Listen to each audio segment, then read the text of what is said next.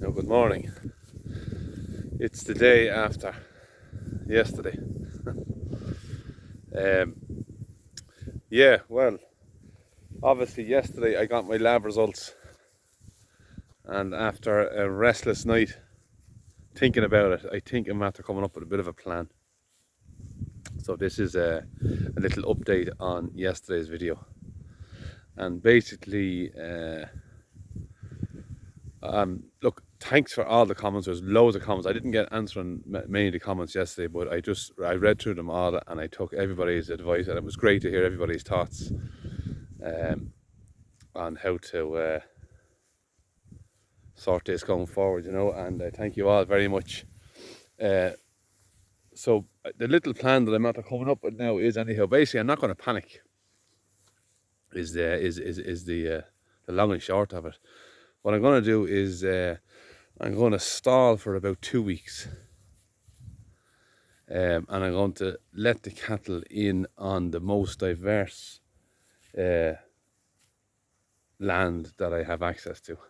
So, and then after 2 weeks, I'm going to go and sample again and see how what the burden is like there. Then, is it getting worse? Is it getting better? Is it stable? What's the story? Keep an eye on their dung, keep an eye on their condition, keep an eye on all them things.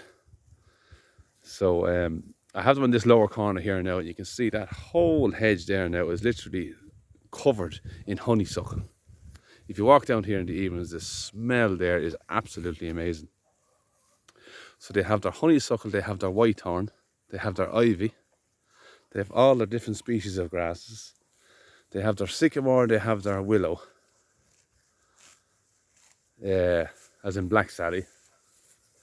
They have them, and actually there's another lad there now that identified that bush I was talking about yesterday. They were calling them egg bushes here, but I think it was a snowberry, he said. And I noticed that the cattle were, out the way, girl. I noticed that the cattle were chewing on them egg bushes for the first time ever in my life that I ever see them at it. And apparently there is great medicinal properties to that bush. The snowberry is officially called. It's an invasive species in from America, I'm told. So I can't think your name, lad, but fair play to you for fighting that one out. That was a great bit of news. So it all makes sense. So I'm going to allow nature to take its course for about 2 weeks. As I said, I'm going to allow them into the most diverse lands that I have, hedges. I'm going to go down to that field I was telling you about, the overgrown field. I'm going to let them trample into that. I'm going to run through it fast.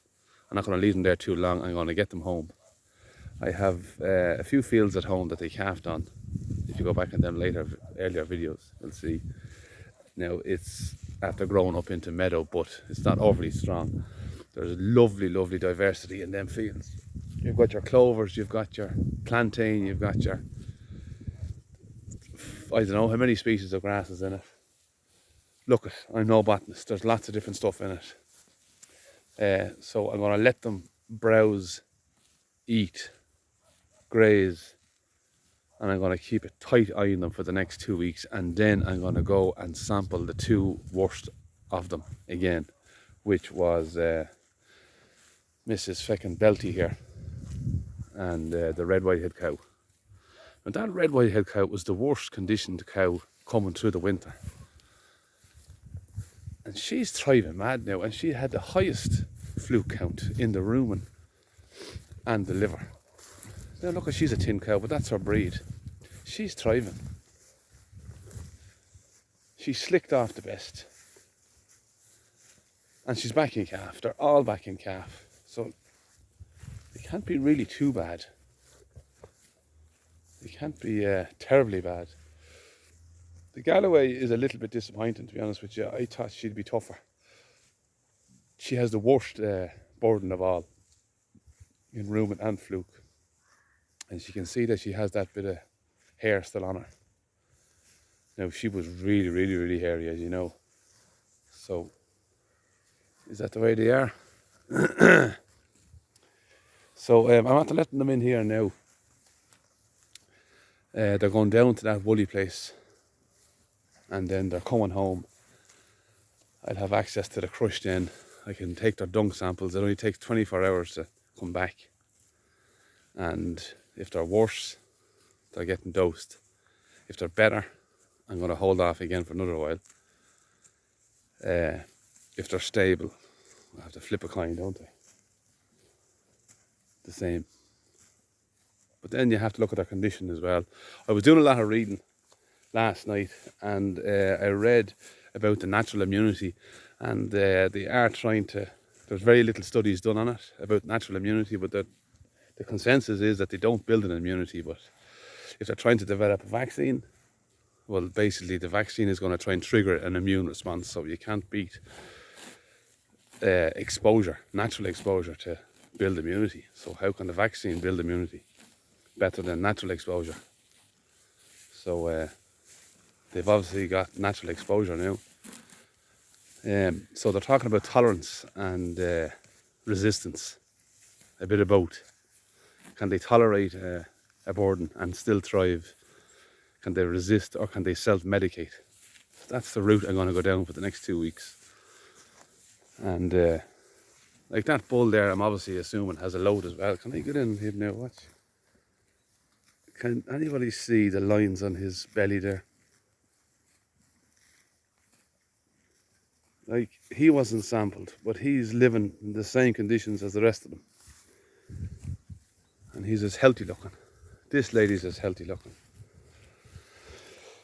Oh yeah, so look at, it was a bit of a smack in the mouth. But look at, it is what it is. So that's the situation now at the minute. We had a bit of rain for the last couple of days. The rain is gone.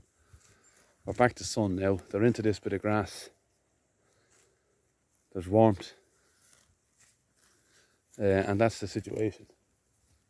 So yeah, I'm lashing the videos out now every day at the minute. I'm going to chill out now for the next day or two. I'll post this today just because this was kind of a big deal to me. So I wanted to have a record of it. I have to tidy up this fence. They'll be here for the night. Till this evening actually. And then they're going down for a week below and then home for a couple of weeks. So I'm going to let them browse away on them bushes, and whatever it does, let's hope it's good, and we'll know in a month's time.